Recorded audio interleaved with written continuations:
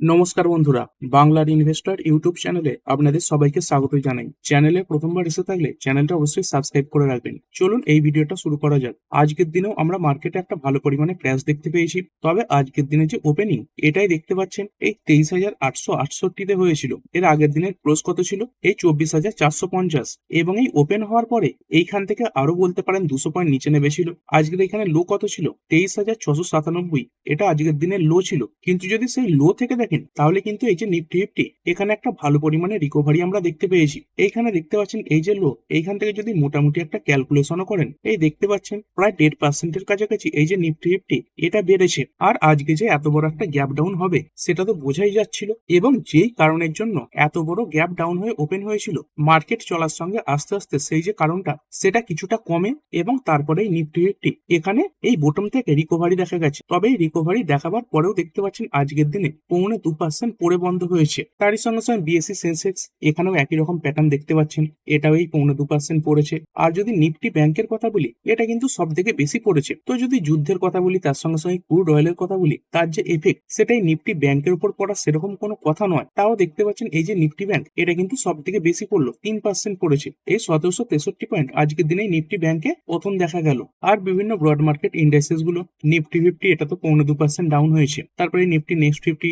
এটাই 2% down, Nifty bank 3%, financial service এটাও পড়ে গেছে 2.30%, মিড ক্যাপ সিলেক্ট 2.5% ডাউন। তারপরে নিফটি 100, 200, 500 এইগুলোও দেখতে পাচ্ছেন প্রায় 2%-এর কাছাকাছি পড়েছে। Mid cap fifty, mid cap 100 1.81% এবং 1.97% ডাউন। আর স্মল ক্যাপ এটা সব থেকে বেশি পড়েছে। এই যে স্মল ক্যাপ 100 এটা পড়ে গেছে 2.22% এবং এই স্মল ক্যাপ 50 এটা পড়েছে 2%। দেখতে পাচ্ছেন বেশিরভাগ যে ব্রড মার্কেট ইন্ডাইসেস সেখানে সবই প্রায় লাল নিশান দেখতে পাওয়া যাচ্ছে। এবং তারই সঙ্গে সঙ্গে ইন্ডিয়ান মার্কেটের যে ভলিটিলিটি ইন্ডেক্স, এই ইন্ডিয়ান ভিক্স এটাই 17.5% বেড়ে গেছে।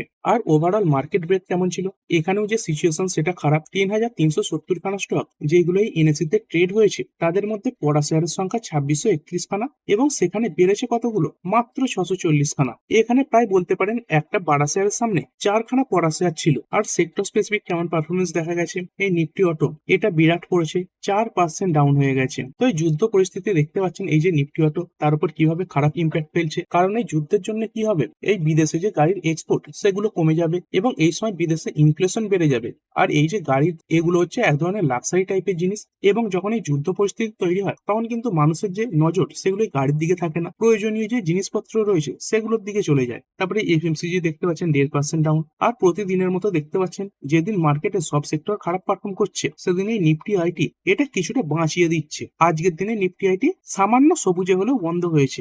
মিডিয়া এটা 1.69% ডাউন, মেটাল পড়ে গেছে 2.60%, ফার্মা এটা ফ্ল্যাটিস বলতে পারেন। পিএসইউ ব্যাংক দেখতে পাচ্ছেন 4% ডাউন, প্রাইভেট ব্যাংক 2.78% পড়েছে, রিয়েলটি পড়ে গেছে 1.24%। আর এই যুদ্ধের জন্য এই যে নিফটি অটো এটা বাড়ার আরো একটা যে কারণ সেটা হচ্ছে ক্রুড অয়েলের দাম বেড়ে যাচ্ছে।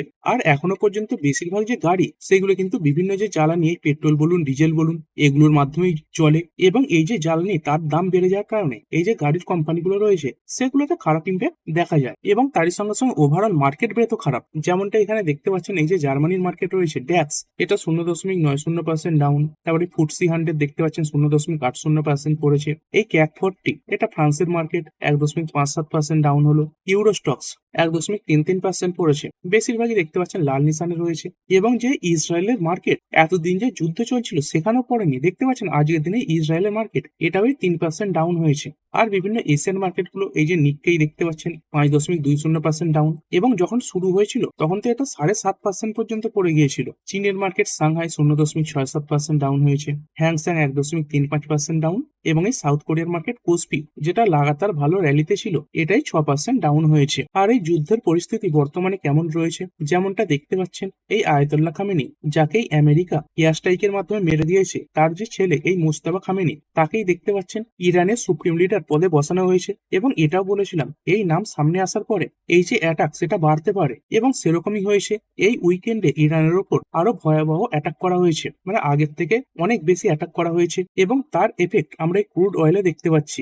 যদি ক্রুড অয়েলের কথা বলি, দেখতে পাচ্ছেন এখন তো এই ক্রুড অয়েল এটাই টপ থেকে অনেকটা পড়ে গেছে, তবু এই যে ডব্লিউটিআই ক্রুড এটা দেখতে পাচ্ছেন 13% বেড়েছে, এবং ব্রেন্ট ক্রুড এটা 12.60% বেড়েছে, মানে এখন কিন্তু 100-র ওপরে রয়েছে। এবং যদি আজকে সকালেরই প্যাটার্ন দেখি, এইখানে দেখতে দেখতে পাচ্ছেন একসময় এই যে ক্রুড অয়েল এটাই 119-এর কাছাকাছি পৌঁছে গিয়েছিল। মানে বুঝতে পারছেন এই কিছুদিন আগেই আমরা ক্রুড অয়েল এটা 60-এর কাছাকাছি দেখছিলাম, সেখান থেকে এই যে ক্রুড অয়েল তার যে দাম সেটা ডবল হয়ে গেছে এবং অয়েলের এই প্রাইসটা দেখতে পাচ্ছেন the biggest week in 40 years. এবং আজকের দিনের যে তেজিটা এসেছে শুধুমাত্র এই সপ্তাহটা নয়, শুধু যদি আজকের তেজির কথা বলি, এই 40 বছর পরে এই যে ক্রুড অয়েল সেখানে এত বড় তেজি কিন্তু দেখা গেল। আর ডোনাল্ড ট্রাম্প কি বলছেন, এই অয়েল এটা 100-র উপর চলে যাওয়ার পরে এই ডোনাল্ড ট্রাম্প তাকে প্রশ্ন করা হয়েছে, তিনি এটাই বলছেন small price to pay for defeating Iran, মানে ইরানকে হারাবার জন্য এই ছোট একটা মূল্য চোকাতে হচ্ছে, মানে তেলের প্রাইস বেড়ে যাচ্ছে, সেটাই তিনি বলেছেন। আর এই তেলের প্রাইস বেড়ে যাওয়ার আরো কিছু কারণ, প্রথমত এই যে যুদ্ধ পরিস্থিতি সেটা তো আরো বাড়ছে, তার সঙ্গে সঙ্গে ইরান কি করেছে এই যে স্টেট অফ হরমুজ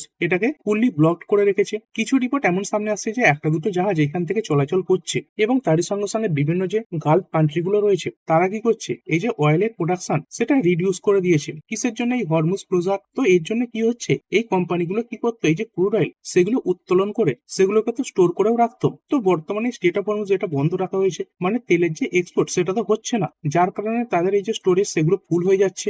আর এরপরে নতুন ভাবে যদি অয়েল প্রডিউস করে তো তারা সেটা রাখবে কোথায়, সেই কারণের জন্যই এই যে সৌদি আরব তারা এই যে তেলের প্রোডাকশন সেটা কমিয়ে দিয়েছে। শুধু সৌদি আরব নয়, এই যে ইরান তারাও তেলের প্রোডাকশন কমিয়েছে। তারপরে দেখতে পাচ্ছেন এই যে কুয়েত তারাও এই যে অয়েল আউটপুট সেটা কাট করে দিয়েছে। মানে মোটামুটি তিনখানা বড় বড় যে অয়েল প্রডিউসার দেশ তারা এই তেলের যে উৎপাদন সেটা বন্ধ করেছে এবং এই যুদ্ধের কারণে এই যে অয়েলের প্রাইস সেটাই 119-এ পৌঁছে গিয়েছিল আজকের দিনেই। আর এই তেলের প্রাইস বেড়ে যাচ্ছে, এরপরে আমেরিকা কি পদক্ষেপ নিতে পারে, যেমনটা দেখতে পাচ্ছেন আজকের দিনে এই যে G7 নেশন তারা একটা এমার্জেন্সি মিটিং বসাতে চলেছে। কিসের জন্য, কারণে তেলের দাম বেড়ে যাচ্ছে এবং যার কারণে গ্লোবাল স্টক মার্কেট সেগুলো পড়ে যাচ্ছে। আর এই G7 নেশনের মধ্যে কোন কোন দেশগুলো রয়েছে, এইখানে দেখতে পাচ্ছেন এই কানাডা রয়েছে, তার সঙ্গে সঙ্গে France, Germany, Italy, Japan, United kingdom রয়েছে, ইউনাইটেড স্টেট রয়েছে, এইগুলোকে এই G7 কান্ট্রি বলা হয়। তো এই দেশগুলোর মধ্যে আজকে একটা মিটিং হতে চলেছে, কারণ ডোনাল্ড ট্রাম্প এমনিতেও এই যে তেল সেটাকে কিন্তু এত উপরে রাখতে দেবেন না, কোনো না কোনো উপায় তিনি নিয়ে আসবেন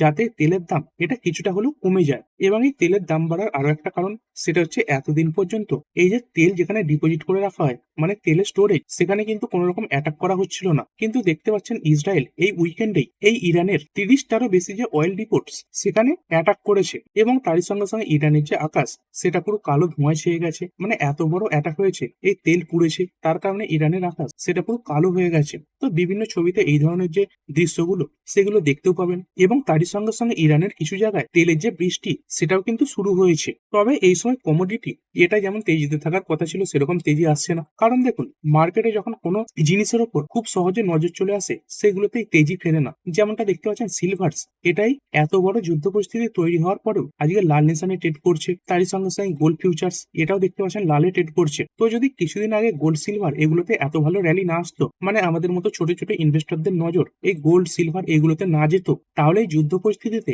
এই যে গোল্ড সিলভার এইগুলোর উপর পজিটিভ ইম্প্যাক্ট পড়তো। আর এই গোল্ড সিলভারে ভালো ইম্প্যাক্ট না পড়ার আরো একটা কারণ, সেটা হচ্ছে এই ডলার। যেমনটা ডলার দেখতে পাচ্ছেন এতে কিভাবে তেজি দেখা যাচ্ছে, কারণ কি ক্রুড অয়েলের প্রাইস বেড়ে যাচ্ছে। তো বিভিন্ন দেশের যে রিজার্ভ ব্যাংক রয়েছে তারা কি করছে এই যে ডলার সেগুলোকে বর্তমানে রিজার্ভ করছে, মানে ডলার কিনছে যাতে পরবর্তীকালে এই ক্রুড অয়েলের দাম বেড়ে গেলেও সেখানে খুব বড় ক্ষতি না হয় এবং এই ডলার ইন্ডেক্স শক্তিশালী হচ্ছে।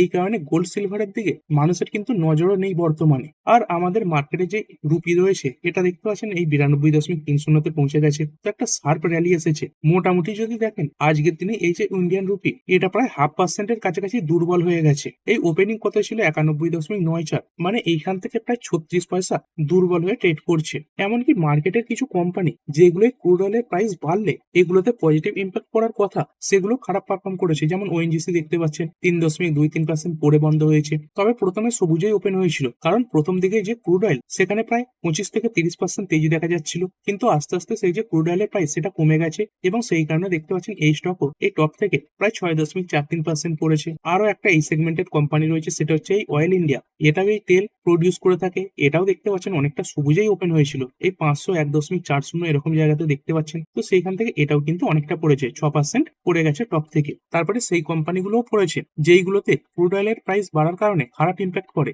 যেমন কি ইন্ডিয়ান অয়েল কর্পোরেশন, এটা দেখতে পাচ্ছেন 4.43% ডাউন। তারপরে HPCL এটাও 5% ডাউন হয়েছে। বিপিসিএল এটাও 6.5% ডাউন। আর এরপরে রিলায়েন্স ইন্ডাস্ট্রিজ লিমিটেড, এখানে দেখতে পাচ্ছেন মিক্স রিয়াকশন দেখা গেছে। শুরুতে ডাউন হয়েছিল এবং তারপরে সেখান থেকে কিছুটা রিকভারি দেখিয়েছে এবং দিনের শেষে এই বোটম থেকে দেখতে পাচ্ছেন অনেকটাই বেড়ে বন্ধ হয়েছে। মোটামুটি যদি দেখেন 3% বেড়ে গেছে। এই রিলায়েন্স ইন্ডাস্ট্রি এর উপর যুদ্ধের প্রভাব মিক্স ভাবেই পড়বে, কারণ এরা যে ক্রুড অয়েল সেটাও কিনে থাকে, বেশি দাম দিয়ে ক্রুড অয়েল কিনতেও হচ্ছে এবং সেই কেনার পরে শোধন করে বিক্রি করবে, সেখানেও কিন্তু এরা বেশি দাম দিয়েই বিক্রি করবে। মানে যুদ্ধের প্রভাব একদিক থেকে পড়বে এবং অন্য দিক থেকে সেই যে লস সেটাকে এরা কভারও করে নেবে। এছাড়াও যে টায়ার কোম্পানিগুলো রয়েছে দেখতে পাচ্ছেন বেশিরভাগ টায়ার কোম্পানি লালে বন্ধ হয়েছে। এই অ্যাপোলো টায়ার্স, তারপরে বিকেটি, তারপরে সিয়েট রয়েছে, গুডিয়ার ইন্ডিয়া, বেশিরভাগই লালে। তারপরে পেন্টস কোম্পানিগুলো এই এশিয়ান পেন্টস 3.5% ডাউন, তারপরে বার্জার পেন্টস এটাও 1.22% পড়েছে। আর এই ক্রুড অয়েল বেড়ে গেলে খারাপ ইম্প্যাক্ট আরো কিছু সেক্টরের উপর পড়ে, যেমন কেমিক্যাল সেক্টর। তারপরে এটা দেখতে পাচ্ছেন এই এভিয়েশন সেক্টর থেকে বিলং করছে ইন্ডিগো, এটাই 3.47% পড়েছে, কারণ এদের যে জ্বালানি সেখানেই ক্রুড অয়েলের বিরাট বড় ভূমিকা রয়েছে। আর এরপরে চলুন টপ গেনার এবং লুজার গুলো দেখে নিই। প্রথমে আমাদের আজকের প্রথম যে টপ লুজার সেটা হচ্ছে পিজি ইলেকট্রোপ্লাস্ট। কিসের জন্য পড়েছে? কারণ ন্যাচারাল যে গ্যাস রয়েছে তার দাম বাড়ছে, তার সঙ্গে সঙ্গে বিভিন্ন এলপিজি এর দামও বাড়ছে এবং শর্টেজও দেখা যাচ্ছে। এবং এই কোম্পানি কি কাজ করে থাকে, এসির বিভিন্ন যে যন্ত্রাংশ সেগুলো তৈরি করে থাকে এবং এই এসি বলুন, ফ্রিজ বলুন, এগুলোতে একটা গ্যাসের কিন্তু খুব বেশি প্রয়োজন হয়, যে গ্যাসটা ঘর বলুন তার সঙ্গে সঙ্গে ফ্রিজ বলুন এটাকে ঠান্ডা করে রাখে। কিসের জন্য পড়েছে? দেখতেই পাচ্ছেন, one LPG allocation cut due to US Iran war. এই কোম্পানিকে একটা সাপ্লায়ার্স এই গ্যাস সাপ্লাই করে থাকে, তো দেখতে পাচ্ছেন সেখান থেকে তারা একটা কমিউনিকেশন পেয়েছে বা লেটার পেয়েছে। কিসের ব্যাপারে? About a shortage of gas under the gas sales and purchase agreement. মানে এই কোম্পানি তো পারচেস এগ্রিমেন্ট করে থাকে, তো যাদের সঙ্গে তারা এগ্রিমেন্ট সাইন করে রেখেছে তারাই বলে দিয়েছে বর্তমানে এই যে গ্যাসের শর্টেজ সেটা দেখা যাচ্ছে এবং যেই কারণে তারা আগে যে পরিমাণে গ্যাস দেবে বলেছিল সেটা এখন দিতে পারবে না, এবং এই কারণেই পড়েছে। আরো একটা এই সেগমেন্টের কোম্পানি রয়েছে, সেটা হচ্ছে অ্যাম্বার এন্টারপ্রাইজেস। যেই সময় খবর এসেছে দেখতে পাচ্ছেন এই 12টার পরে এই দুটো স্টকে একই সময় এই যে পতন সেটা কিন্তু বেড়েছে। এই অ্যাম্বার এন্টারপ্রাইজেস এটাও 6.5% পড়ে বন্ধ হয়েছে। এরপর আরো কিছু কোম্পানি পড়েছে, যেমন চয়েস ইন্টারন্যাশনাল 7.5% ডাউন। তারপরে এমআরপিএল, এটা তো তেল রিলেটেড কোম্পানি, এটা 8.5% ডাউন হয়েছে। তারপরে তেজাস নেটওয়ার্ক, এটা খুব ভালো র্যালি দেখিয়েছিল, মার্কেটের প্রেসারে আজকের দিনে 8% ডাউন হয়েছে। তারপরে কিছু ব্যাংকিং স্টক আজকে খারাপ পারফর্ম করেছে, যেমন এই আইডিবিআই ব্যাংক 9.27% ডাউন। তারপরে স্টেট ব্যাংক অফ ইন্ডিয়া 3.62% পড়েছে। তারপরে ইন্ডিয়ান ব্যাংক এটা 4% পড়েছে। আর আজকের দিনে তো দেখতে পেলেন এই সেক্টর ওয়াইজ এই যে ব্যাংকিং সেক্টর সেটাই টপ লুজার। তবে এতে যে খারাপ ইম্প্যাক্ট দেখা গেছে সেটা কিন্তু পুরোটাই এই যুদ্ধের ইম্প্যাক্ট নয়। কি কারণে পড়েছে এর আগের দিন কভার করেছিলাম। কি কভার করেছিল? এই রিজার্ভ ব্যাংক অফ ইন্ডিয়া তার একটা নতুন নিয়ম আনতে চলেছে। কিসের ব্যাপারে? দেখতে পাচ্ছেন, proposed titre rules on how insurance products are sold along with bank loans. মানে আগে আপনি ব্যাংকে লোন তুলতে গেলে এই ইন্স্যুরেন্স কোম্পানিগুলো তাদের যে বিভিন্ন ইন্স্যুরেন্স সেগুলো বসিয়ে দিত, তো সেই ব্যাপারেই আরবিআই কিছু রুল শক্ত করতে চলেছে। মানে আপনি যদি রাজি না থাকেন তাহলে কোনো লোন নিতে গেলে আপনাকে কিন্তু জোর করে এই যে ইন্স্যুরেন্স সেটা চাপিয়ে দেওয়া যাবে না। তো এর ফলে বুঝতে পারছেন এই কোম্পানিগুলোর যে মার্জিন সেখানে ইম্প্যাক্ট পড়বে এবং এই কারণে স্টক পড়েছে। আর এরপরে কিছু গেনার দেখে নিই, যেমনটা এমকিউর ফার্মা 6.87% বেড়েছে। তারপরে আধার হাউসিং ফাইন্যান্স প্রায় 6%। তারপরে প্রাজ ইন্ডাস্ট্রি, এটা তো ইথানল রিলেটেড কোম্পানি, এটা 2.22% বেড়েছে। তো এই তেলের দাম বাড়ছে, গ্যাসের দাম বাড়ছে, তো সেইখান থেকে কিছুটা পজিটিভ ইম্প্যাক্ট এই স্টক গুলোতে পড়ছে। তারপরে ইন্ডিয়া মার্ট ইন্টারনেট, এটা 3.27% বাড়া এবং এর সঙ্গে সঙ্গে অ্যাপেল 3i লিমিটেড এটাই 2.92% বেড়ে বন্ধ হয়েছে। আর এরপরে নিফটি ফিফটি আবার দেখে নেবো। নিফটি ফিফটির মধ্যে যেমনটা দেখতে পাচ্ছেন 8খানা কোম্পানি আজকে সবুজে বন্ধ হয়েছে এবং সেখানে 42টা কোম্পানি লাল নিশানে বন্ধ হয়েছে। এখানে বলতে পারেন একটা বাড়া শেয়ারের সামনে প্রায় কিন্তু 5খানা পড়া শেয়ার রয়েছে। আর এই নিফটির মধ্যে কোনগুলো ভালো এবং খারাপ পারফর্ম করলো? এই উইপ্রো, এটা 1.64% বেড়েছে। তারপরে রিলায়েন্স 0.98%, অ্যাপোলো হসপিটাল 0.86%, ইনফোসিস 0.58% বেড়েছে এবং এই এইচসিএল টেক এটা বেড়েছে 0.42%। আর এখানে দেখতে পাচ্ছেন টপ যে 3খানা কোম্পানি রয়েছে, এই উইপ্রো বলুন, তারপরে ইনফোসিস, এইচসিএল টেক, এইগুলো সবই আইটি সেক্টর থেকে বিলং করছে এবং এই আইটি ইন্ডেক্স যদি পড়ে যেত তাহলে এই নিফটি ফিফটিতে আরো বড় পতন আসতো। আর কোন স্টক গুলো সব থেকে বেশি পড়েছে? টাটা মোটরস প্যাসেঞ্জার ভেহিকেল, এটা 5% ডাউন। তারপরে আল্ট্রাটেক সিমেন্ট 5.25%, মারুতি পড়ে গেছে 4.67%, আইচার মোটর এটা 4.53% এবং এই মাহিন্দ্রা এন্ড মাহিন্দ্রা এটা পড়েছে 4.44%। আর এখানে দেখতে পাচ্ছেন একটা কোম্পানি সিমেন্ট সেক্টর থেকে রয়েছে, আল্ট্রাটেক সিমেন্ট। এই ক্রুড অয়েলের দামের যে বৃদ্ধি তার জন্য খারাপ ইম্প্যাক্ট এই কোম্পানিতে দেখা যাচ্ছে এবং তারপরে বাকিগুলো সব অটো সেক্টর থেকে বিলং করছে, এই টাটা মোটরস, তারপরে এই মারুতি, তারপরে আইচার মোটর রয়েছে এবং এই যে মাহিন্দ্রা অ্যান্ড মাহিন্দ্রা। মানে যুদ্ধের প্রভাবেই এই কোম্পানিগুলোতে এত বড় পতন এসেছে। তো ঠিক আছে বন্ধুরা, এই ভিডিওটা এখানেই শেষ করছি। পরের ভিডিওতে আরো কিছু নিউজ কভার করা হবে। তো ঠিক আছে বন্ধুরা, আশা করছি ভিডিওটা আপনাদের ভালো লেগেছে। আপনি চাইলে এটাকে লাইক এবং শেয়ার করতে পারেন। আর শেয়ার মার্কেট সংক্রান্ত ডেইলি নিউজ আপডেট পেতে চ্যানেলটা সাবস্ক্রাইব করে রাখবেন এবং পাশে থাকা বেল আইকনটি টিপে অল অবশ্যই সিলেক্ট করে রাখবেন, যাতে পরবর্তী ভিডিওর নোটিফিকেশন আপনার কাছে সময় মতো পৌঁছে যায়। আর হ্যাঁ, ভিডিওটি শুধুমাত্র ইনফরমেশন এবং এডুকেশনাল পারপাসের জন্য বানানো হয়েছে। আমি সেবি রেজিস্টার্ড নই, তাই কোনো প্রকার শেয়ারে কোনো প্রকার বাই, সেল, হোল্ড বা অ্যাভারেজ করার কোনো সিদ্ধান্ত নেওয়ার আগে আপনার যে ফাইন্যান্সিয়াল অ্যাডভাইজার আছে তার সঙ্গে অবশ্যই আলোচনা করবেন। দেখা হচ্ছে পরের ভিডিওতে। ধন্যবাদ।